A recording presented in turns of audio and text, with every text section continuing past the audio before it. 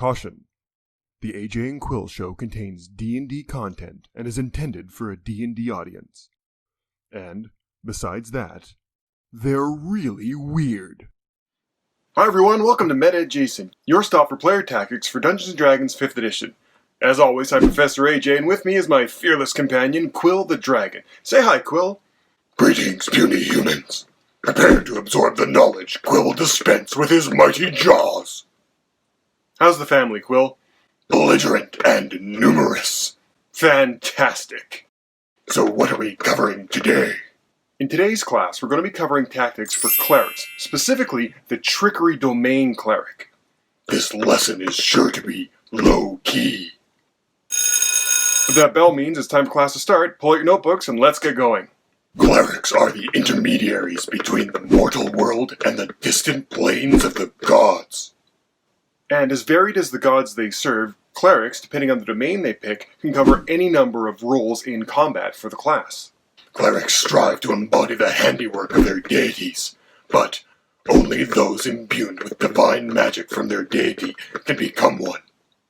Now, Clerics are conduits of divine magical energy. Not every acolyte or officiant inside of a temple would be a cleric. Exactly, some priests are called to a simple life of temple services.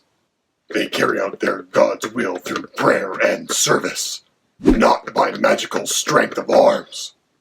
Now, when a cleric takes up the adventuring life, it's usually to meet the demands of their deity. Pursuing the particular goal of their god may involve braving dangers beyond the temple walls, smiting evil or seeking holy relics in ancient tombs. And many clerics are also called to protect the followers of their deity.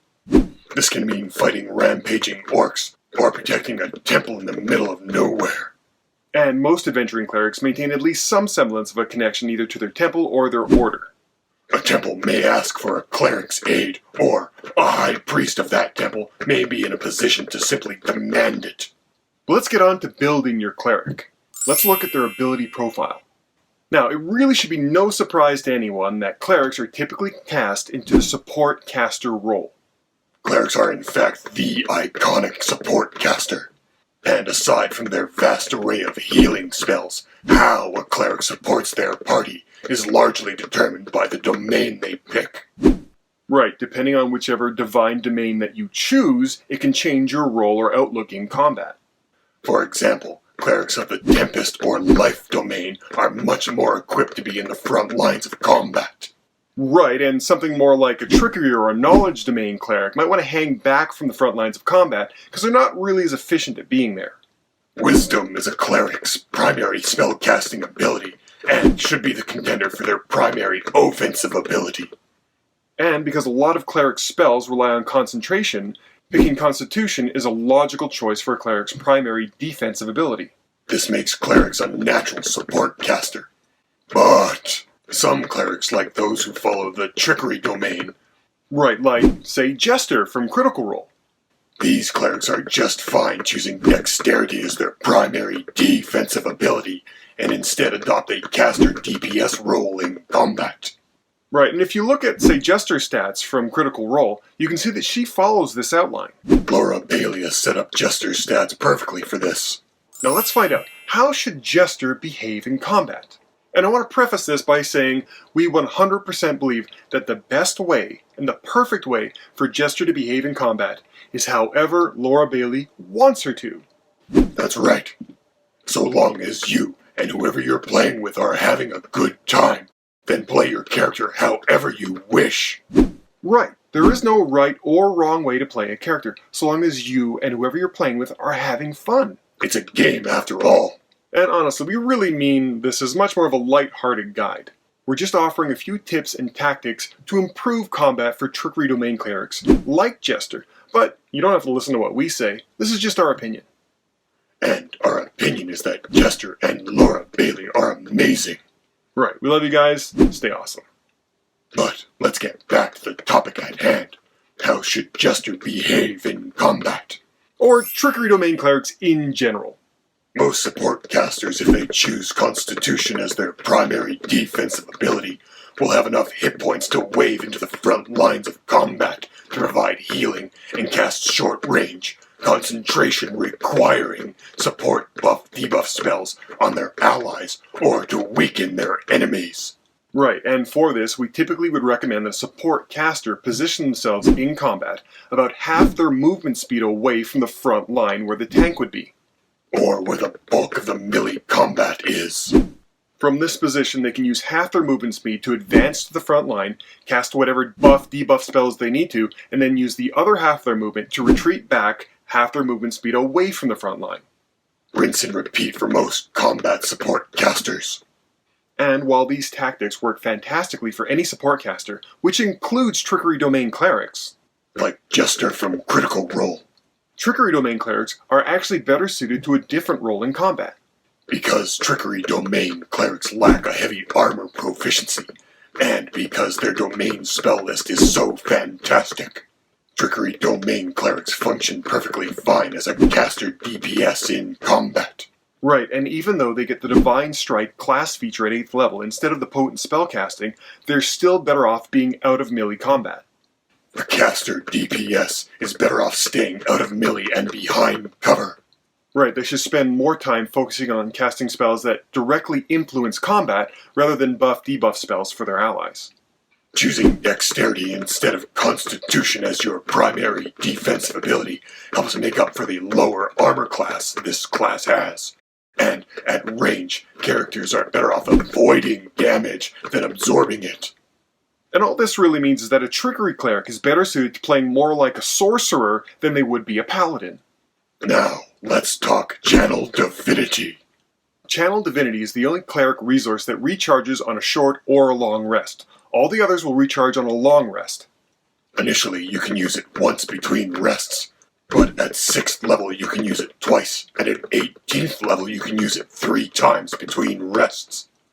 Now, what this means is that at the earlier levels, you're going to be able to try and cast this at least once every 2 combat encounters, and ideally you would want to cast it every single combat encounter. Channel Divinity options are a big deal, and you should use them. Now, a Trickery Domain Cleric gets 2 options for their Channel Divinity, on top of the regular Turn Undead option that all clerics get. First, let's discuss Cloak of Shadows, which a Trickery Domain Cleric gets at 6th level.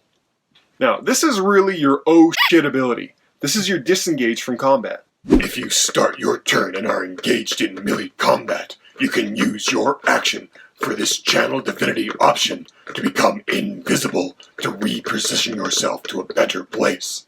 Now, this invisibility is going to last until the end of your next turn, or until you attack or cast a spell. Invisibility on a cleric is amazing, because clerics don't normally have access to any invisibility spells. And doing this will also set you up to attack with advantage on your next attack. Then there is Invoke Duplicity.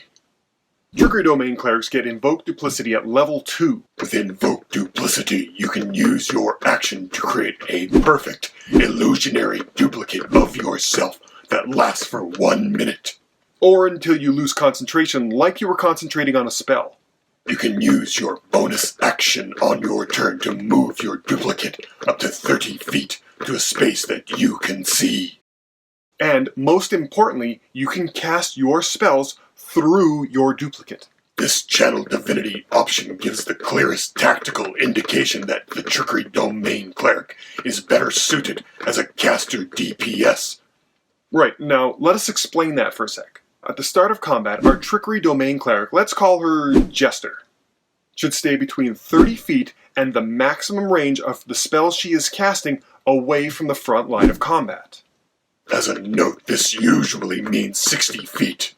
Right, a lot of cleric spells are either 30 feet or 60 feet. So from 60 feet away, the Trickery Domain Cleric can stay behind cover and cast spells into combat, much like a wizard or a sorcerer would. Now, I want you to picture your Trickery Domain Cleric as acting a lot like Loki from the Marvel Cinematic movies. In combat, the first thing your Trickery Domain Cleric should do is use their action to invoke Duplicity. When you invoke your duplicate, you should position them at the front line of combat with the tank. Ideally within 5 feet of the tank or who's ever going to be needing the most healing. Now, the duplicate is a perfect illusion of you. And you need to remember that it doesn't disappear if somebody tries to attack it, or it gets caught in an AoE, or somebody moves through it. It only disappears if the spell ends, or you lose concentration on it. In fact, if you can get enemies to try to attack your duplicate and waste their action, this would be a big help. Now, when your duplicate is near the tank, the Regal Trickery Domain Cleric, you should position yourself away from combat. Just like a wizard would. Stay at range and position yourself behind as much cover as possible. Now, like a wizard, from your cover at 60 feet away, you're going to be casting spells into combat. Spells like Guiding Bolt or an attack cantrip. Now, if you need to cast any short-range healing or buff-debuff spells, you would cast those through your duplicate. All the while staying safely 60 feet away. Now, when doing this, just remember you can't cast spells that require concentration, because that would supersede your duplicate and make it disappear. But you can cast any short-range buff-debuff or healing spell through the duplicate. This might not seem like a lot, but it's a large list. That's any healing or harm spell, inflict wounds, restoration spells, revivify, charm person, divine word, plane shift, contagion, regenerate, death ward, zone shape, guardian of faith, freedom of movement, aid, and blindness and deafness, just to name a few. Right, all these spells can be cast through your duplicate while maintaining concentration on it. You can use your action to heal the tank, or to cast inflict wounds on whatever's within 5 feet of it. And as a note, something to keep in mind that casting inflict wounds on a creature through your duplicate will do more damage than casting guiding bolt. It just won't have the rider of granting advantage on the next attack. Using your duplicate this way allows you to be more versatile in combat. It's like you can cast inflict wounds from 120 feet away. And if you're not going to use your bonus action to either move your duplicate or cast Healing Word, you should cast Spiritual Weapon and use your bonus action to attack with that spell. This keeps your combat damage output even more relevant. And since Spiritual Weapon doesn't require concentration, you can use that and your duplicate simultaneously. If any of your allies need support or healing in combat, you can use your bonus action to reposition your duplicate, and then use your action to cast any spell you need. Right, and you can rinse and repeat these tactics for success. Now, if you need to cast a concentration spell, like say you needed to cast Polymorph or Blade Barrier, which are amazing spells. Doing so will cause you to lose your duplicate. You would also lose your duplicate if you're ever more than 120 feet away from it. Now this is fine because a lot of concentration spells are amazing. But we are going to say that for as long as you're concentrating on whatever spell that is, you should act instead more like a typical support caster. This means staying half your movement speed away from the front line of combat, advancing in to cast your buff-debuff spells, and using your remaining movement to retreat back. And in the interim, casting either cantrips or direct damage spells into combat from half your movement speed away. If you ever lose concentration or stop concentrating on any of those spells, it's fine to recast your Invoke Duplicity. Right, if you're 6th level or higher. Now, this is essentially how a Trickery Cleric should behave in combat. And it's important to remember that if you're ever engaged in melee directly, you should use your Cloak of Shadows ability to turn invisible and reposition yourself away from the melee characters. Now, wait a sec. I know a lot of people are going to ask, can't you just use your action to disengage from the melee combat instead of using your Cloak of Shadows? Well, of course you can. Right, but using disengage causes its own problems. If you use your action to disengage and then retreat from combat, all the enemy combatants are going to do is use their movement to get to you and then attack you with their action. All you've really done is moved where you're getting attacked. You haven't solved the problem. Right, but if you use your Cloak of Shadows, you'll turn invisible, they can't see you or target you, and then the next turn you get to attack with advantage. It's a much better option. Now, it's important to keep in mind that Trickery Clerics are built up more as an out-of-combat class. This means that they thrive better in the role-playing and exploration aspects of the game. Right, but this doesn't mean they're bad at combat. You just have to use different tactics with Trickery Cleric. Now, for general spell recommendations on a Trickery Cleric, any of the spells we listed to cast through your duplicate are great. Right, and Spiritual Weapon, Spirit Guardians, and Revivify should almost always be taken. Direct damage caster spells like Guiding Bolt, Firestorm, Flame Strike, and AoE spells like Dawn or Insect Plague are fantastic to add to your spell list. Right, same as spells like Banishment, Hold Person, and Silence. Higher level spells like Flame Strike, Firestorm, and Conjure Celestial are also fantastic to use. Right, this is because a Trickery Cleric's going to behave a lot more like a combat caster, similar to a wizard or a sorcerer, than they would a support caster. So pick the big damaging spells like a wizard would. And it's important to keep in mind combat conditions. Spells that impose things like blindness, paralysis, prone, restrain, or the stun condition are great combo primers and can be very helpful for the rest of your party. Right, so this is spells like Command, Blindness, Deafness, Hold Person, Symbol, and Divine Word. Defensively, Mirror Image and Blink are both fantastic options that the Trickery Cleric has access to. Something important to remember about Blink, though, is even though it doesn't require concentration, if you blink to a different plane of existence, this is going to count as being further than 120 feet away from your duplicate, and it will cause your duplicate to disappear. Now if we look at our favorite Trickery Cleric, Jester, we can see that she picked the Warcaster feat. Right, Warcaster is a fantastic option for a Trickery Cleric.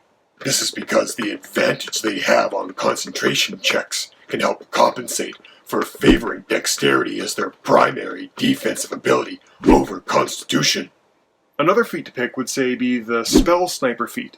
This would make it easier to cast spells into combat if you're going to be casting behind the front line, say through your tank, or anything that could be providing cover to the enemies. But let's look at the future for Jester.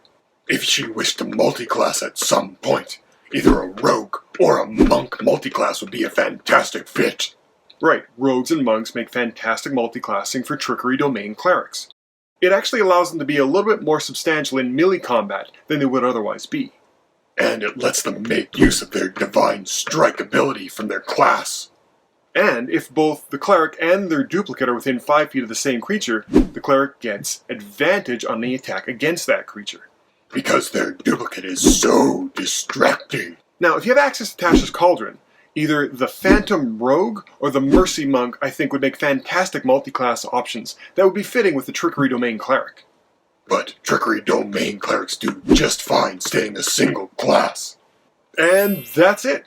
This is really all you need to get going, and we hope it helps you get started playing a Trickery Domain Cleric inside Dungeons & Dragons 5th edition. If you want to be in combat like Jester from Critical Role, or if you are Jester and you want a few tips, then we hope this combat guide helps you out. Right, and we want to offer a special shout out to Laura Bailey from Critical Role. Thank you so much for providing a great example of how fun and useful a Trickery Domain Cleric can be, when a lot of people would typically write them off. You rock! So until next time, have a good one. We hope you have a great time playing. We love you guys, and is it time for school yet? Bye! Yeah, yeah, yeah, yeah, yeah, yeah, yeah.